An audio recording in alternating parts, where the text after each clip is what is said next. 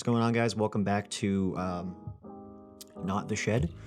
This is actually one of my two basements, and it's actually a small room within the basement that I've been trying to figure out something to do with for a while, and I had planned on turning it into a music studio. I actually have pretty much an entire band's worth of instruments and audio recording software and hardware.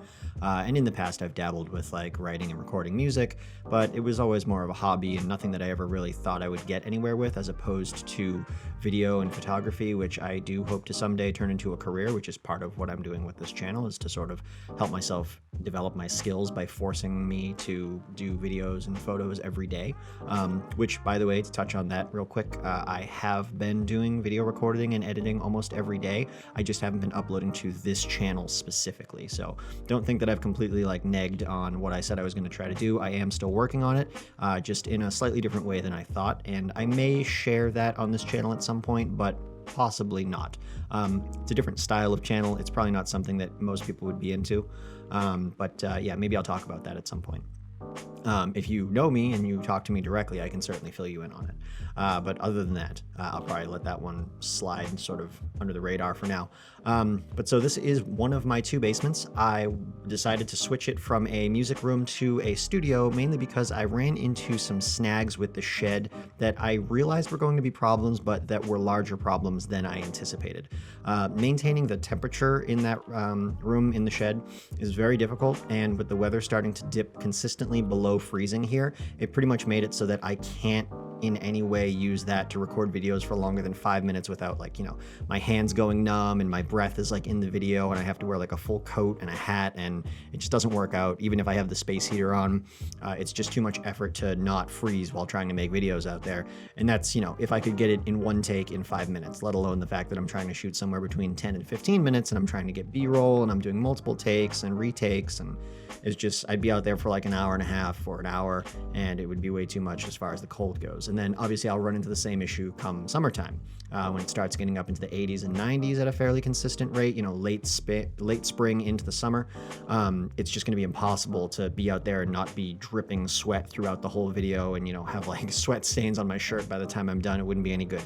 And then beyond temperature, just the space itself, the walls aren't watertight. The roof is watertight, but the floors and the walls aren't, so I have to worry about leaving electrical equipment out there.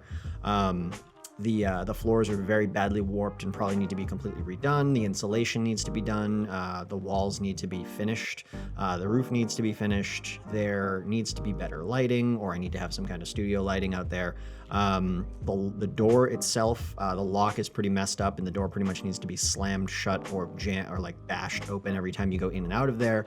There's just a lot going on, and it's going to be a great shed one day, but right now, because I really want to try to get these videos to a more consistent quality point, I want a more controlled environment, and that shed just wasn't going to be able to provide it for some time, and not until after spending quite a bit of money, probably upwards of a few $1,000s at least, and that's if I do all the work on my own, which obviously I would want to do, but it's going to cost.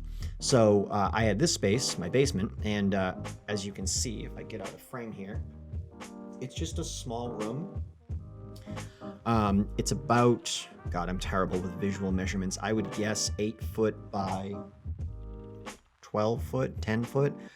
It's actually fairly close in size to the shed, actually, now that I look around. But it's a fieldstone basement. It's a poured concrete floor, and it's a wooden rafter ceiling that sort of goes up to the next floor of the house.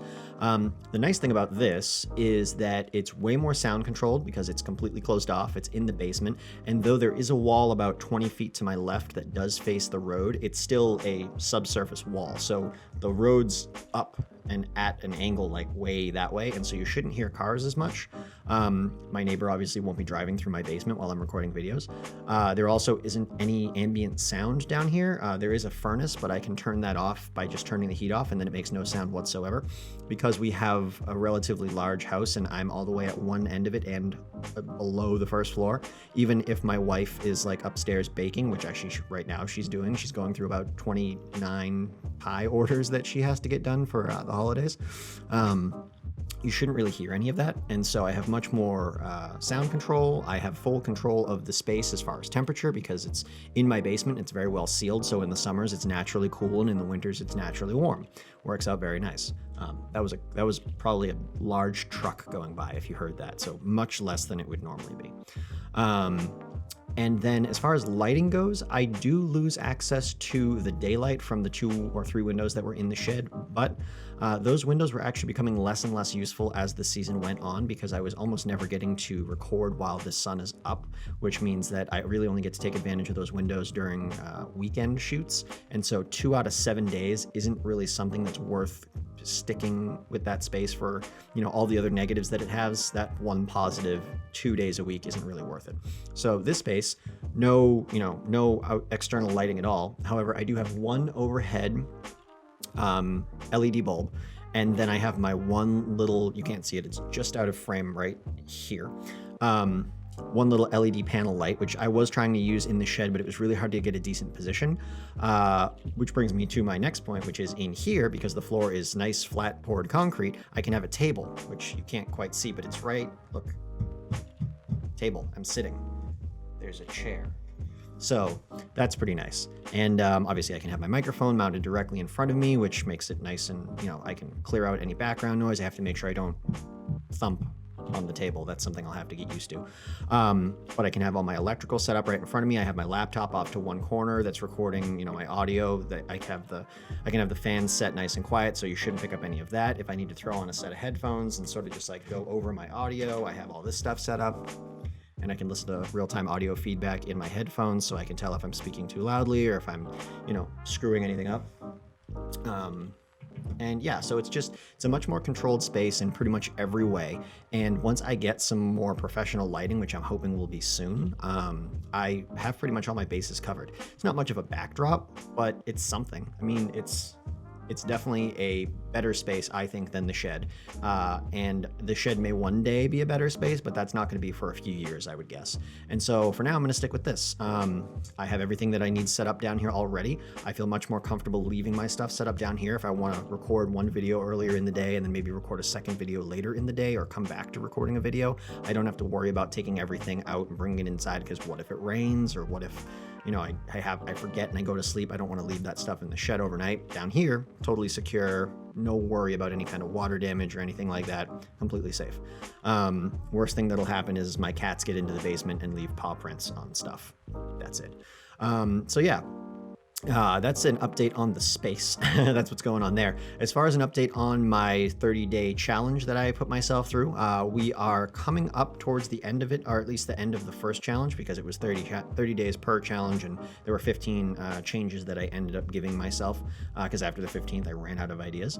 And I have been doing pretty good of sticking with most of them. There were a few that I sort of had to opt out of, and that's because the sort of rigorous amount of scheduling that I was applying to myself was starting to impact my wife's ability to have any free time. Because, for example, if I'm trying to get 5 to 10 things done every night, even if they're only a small amount of time, like 15 to 30 minutes, all of those add up to the point where basically I don't have any time to help out with other things that my wife might need help with.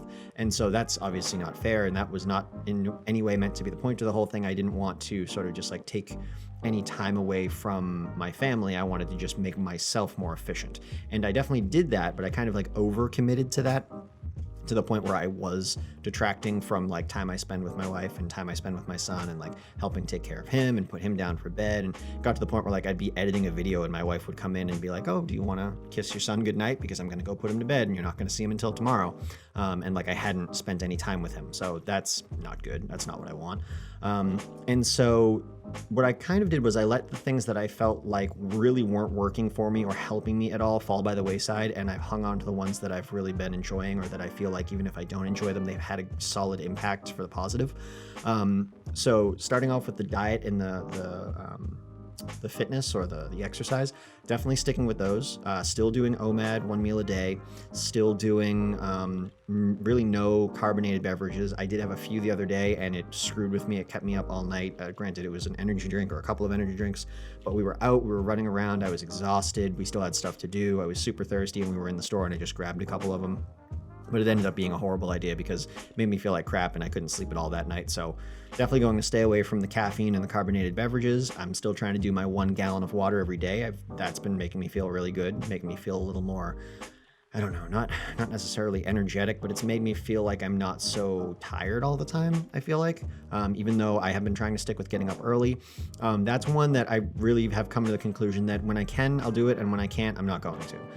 For example, last night, me and my wife both said that we wanted to get up at 4 a.m. or 4:30 a.m. this morning, and we went to bed at a decent time. We were in bed at like 9 o'clock, and our son woke up at 3 a.m. and was having like a tantrum and wanted a bottle, and then by the time we got him back down, it was like 3:30, 3:45, and then he wasn't going to sleep right away, so it was practically 4 o'clock by the time we went back to bed after having woken up at 3 o'clock to take care of him.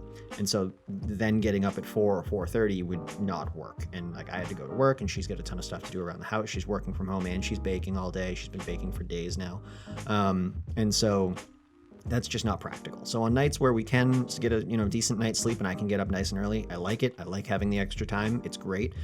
Nights where my son, is being fussy, or the animals are keeping us up, or we don't get to bed till late because we're trying to get a ton of stuff done, I'm just not going to. That's just how it is. There's no reason to, get 4 hours of sleep and then go through the day like a zombie just because I said I was going to get up at 4 a.m. It's kind of like, I don't know if this is real. It's probably from a cartoon or something like The Simpsons, but some like old Native American saying where, you can't cut the top of a blanket off and stitch it to the bottom of the blanket and expect to like make the blanket longer, like that type of deal. I believe it was a joke in reference to daylight savings time. Like the white man thinks he can rip the top of a blanket off and stitch it to the bottom and make the day longer, like that, obviously. But that's, anyways, neither here nor there. So definitely want to try to continue getting up at 4 or 4:30 a.m. when I can. Eating 1 meal a day, awesome. Trying to stick to 2,000 calories or less, when I can. If I'm really hungry, I just eat more. It hasn't seemed to impact weight loss at all. I'm down 12 or 13 pounds. I'm losing about a half a pound a day at a consistent rate. I'm still only working out 15 minutes a day, and now I'm doing 15 minutes a day, maybe even every other day, just because sometimes I'm a little too sore, or I'm out, or I'm on the road. Though I did make good use of a set of stairs when I was on the road this week. I was at a hotel and I got upgraded to a premium hotel room that had 2 floors. It had 2 bedrooms, 1 downstairs and 1 upstairs. And so there was a single floor set of staircase, a staircase set of stairs in the, I want to say apartment, but it was a hotel room. It was like an apartment.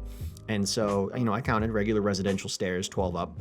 And so I walked up the stairs and down the stairs, and I did that 50 times. So I wasn't jogging or anything. I wasn't trying to do like stadium runs because I was worried that, first off, I doubt I could do that 50 times. But second off, I was worried that somehow, even though it was within my room, that the person under me would be able to hear me going up and down the stairs, even though the whole set of staircases was in my hotel room. So I didn't want to like pound up and down the stairs. So I walked up and down. But still, after 50 times up and down, that gets to be tiring. Like I was quite sweaty. So I can fit in stuff like that. I can figure out creative ways to exercise on the road, but sometimes it's just a lot. I mean, if I get up at 3 in the morning to head to the airport, I get on a flight for 5 o'clock. I get to the West Coast around, I want to say like 11 o'clock. I get to the hotel or the hospital that I'm working at around 12. I work at the hospital for 2 or 3 hours. Now it's like 3 o'clock. I get back to my hotel. It's 4 o'clock, and that's 4 o'clock West Coast time when I've been up since 3 o'clock East Coast time. I still haven't eaten, so I still need to eat my 1 meal and shower and sort of just like get out of my work clothes. And at that point, it's like, do I have any energy left to figure out how to do a workout? Like I'll do some crunches maybe, or try to do some push-ups or a plank. That's about it. I'm not gonna like try to bring a spare set of gym clothes and some shoes and make my way down to the hotel gym so that I can run on a treadmill for 15 minutes. Like that, I'll die. I'll fall off the treadmill and just curl up on the floor and die. So there are going to be some days where I can't exercise, but for the most part, I want to exercise at least every other day. And that's, like I said, that's been working. Even when I don't exercise, because of the OMAD eating, I've been losing weight consistently. Other than that, still reading every day. Definitely reading on my Sundays. Sundays I'm still doing no tech all day, no social media, no technology. Those have been great. Absolutely going to keep those going. Absolutely going to keep reading. I'm now on to my 3rd book. Like I said, I started with Neil deGrasse Tyson's Astrophysics for People in a Hurry. I finished that. Then I moved on to Ben Shapiro's... oh geez, I just read it yesterday. I just finished it yesterday, and again, I can't remember the name of the book. It's his latest book. The Right Side of History: How Wisdom and something made the West great. I can't remember.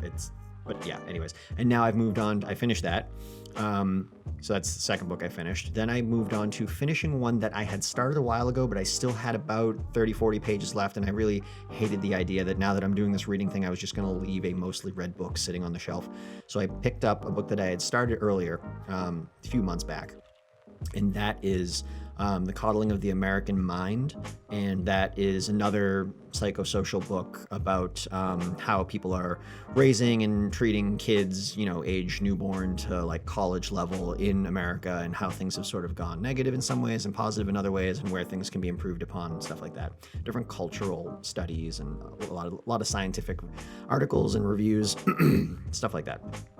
So I finished that one yesterday as well. So now I'm going to say I'm on my fourth book, which is the one that I said I wanted to read next anyways, which was Extreme Ownership by Jocko Willink, who is a Navy SEAL turned sort of life coach, leadership coach for everybody from, CEO management, huge corporation leaders, all the way down to just making your own life better by implementing techniques and sort of like thought exercises and mental training that people such as Navy SEALs go through and that have to employ on a day-to-day basis when they're in like intense combat firefight type situations, but that can also be applied to everyday life and be just as effective. So I'm about 20 pages into that right now, and I like it so far. It definitely seems like it's going to be a lot of, here's a little story about a time that we got into this crazy gunfight situation in Iraq, and here's how we were able to get through that because of the mental and practical training that we'd gone through. And here's how you can apply that same mental training to your life. And so it's going to be a fun kind of mix of like crazy war stories, and also here's how you can be a better human, and then crazy war story, and here's how you can do better at your job, and stuff like that. And so I'm excited to keep reading through that.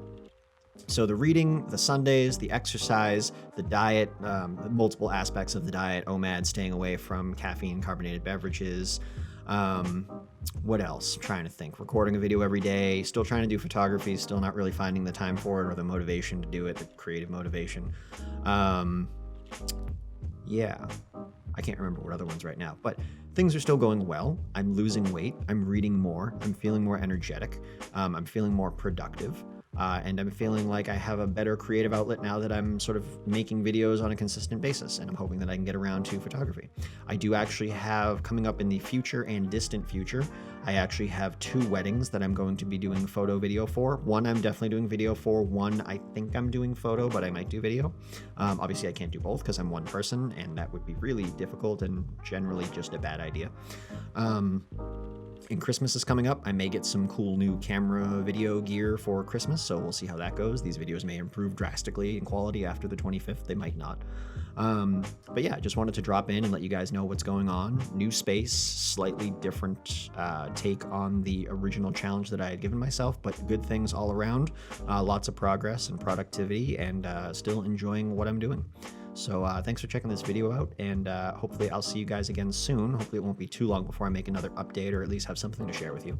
And like I said, if you know me personally and you want to reach out like through a PM on Facebook or something like that, or just text me, I can fill you in on my other channel, but like I said, it's probably not for most people. But yeah, so again, thanks for checking this video out, and I will see you guys again soon. Have a good day.